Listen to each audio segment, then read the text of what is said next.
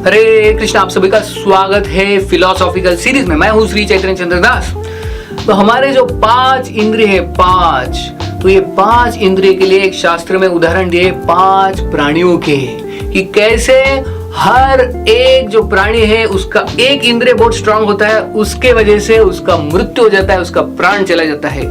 तो जैसे एक मौत जो पतंग होता है, पतंग हम देखते हैं शाम के समय, रात के समय अगर आप अग्नि जलाएंगे तो पतंग जो मौत वो अग्नि की तरफ इतना अट्रैक्ट होता है आंखों से, क्योंकि उसको लगता है कि क्या बढ़िया चीज है, और वो ऐसे उसकी तरफ दौड़ के उड़ के जाता है और अग्नि में प्रवेश करके वो जल जाता है। और ऐसे 1, 2, 3, 4 काफी सारे पतंगे मौत आते हैं, उनको पता है कि ये अग्नि है, फिर भी वो इतना अट्रैक्शन होता है आंखों के वजह से, उनका जो आंख है इतना स्ट्रांग होता है, उनको लगता है ये बहुत बढ़िया चीज है, और वो उसमें घुस जाते हैं और मर जाते हैं। आंखों के वजह से पतंग का मृत्यु हो जाता है।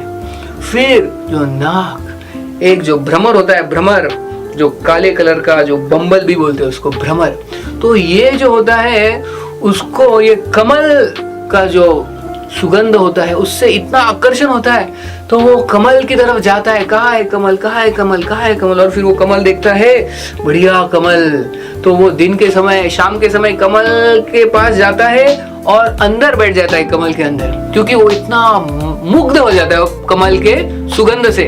और शाम के समय, रात के समय क्या होता है, कमल ऐसे ऐसे ऐसे ऐसे ऐसे होके बंद हो जाता है कमल।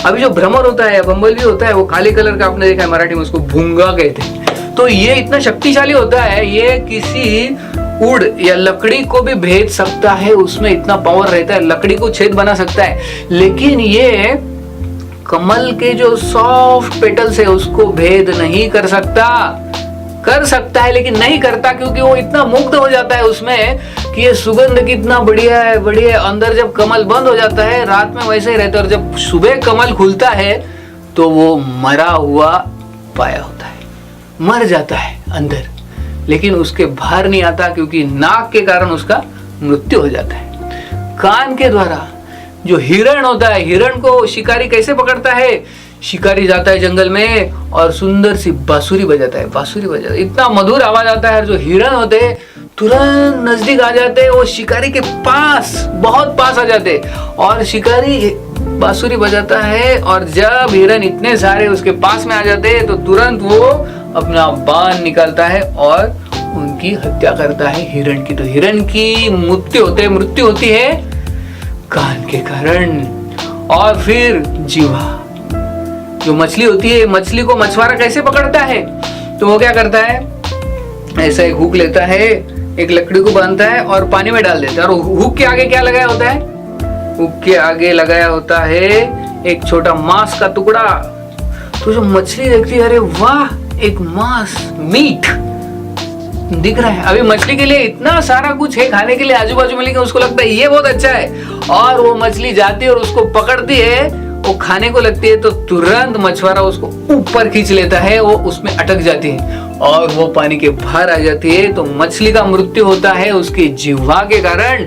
और आखिर में जो स्किन के कारण, जैसा हाथी होता है, हाथी इतना मैथुन जीवन के लिए, सेक्स के लिए पागल होता है, तो क्या करते हैं शिकारी, एक हथनी को रखते हैं, दूर पेड़ के नीचे बांध के रखते हैं, और जब हाथी जंगल में देखता है हथनी है, वाह, तो वो तुरंत एजिटेटेड हो जाता है, एक्साइटेड हो जाता है सेक्स के लिए, तो वो भागने लगता है हथनी के पास, और शिकारी क्या करता है, वो बीच में एक बड़ा गड्ढा खोद के रखता है, और गड्ढे के ऊपर पत्ते वगैरह डाल के, छोटे छोटे लकड़ियां डाल के पत्ते डाल देता है। बड़ा गड्ढा रहता है लेकिन ऊपर से कुछ दिखता नहीं। तो जब हाथी भागते भागते आता है, हथनी के पास ही गड्ढा होता है, जैसे ही आता है वो गड्ढे में गिर जाता है, और तुरंत शिकारी आके हाथी को पकड़ लेता है, फिर सर्कस में काम करने को लगाता है। तो हाथी को ऐसे पकड़ते हैं। तो सोचिए, ये 5 प्राणी हैं, उनके एक एक इंद्रिय इतने स्ट्रांग है, एक एक इंद्रियों की वजह से उनकी जान चली जाती है। लेकिन जो मनुष्य है, मनुष्य के 5 इंद्रियां इतनी स्ट्रांग है, तो उसका क्या हो सकता है सोचिए। तो मनुष्य को कितना सेंस कंट्रोल करना चाहिए, उसके 5 इंद्रियां स्ट्रांग है। तो हमें भगवान की भक्ति करनी चाहिए, भगवान का नाम लेना चाहिए, तो हम ये सारे इंद्रियों को कंट्रोल कर सकते हैं और असली में सुखी रह सकते हैं। बहुत बहुत धन्यवाद। हरे कृष्ण।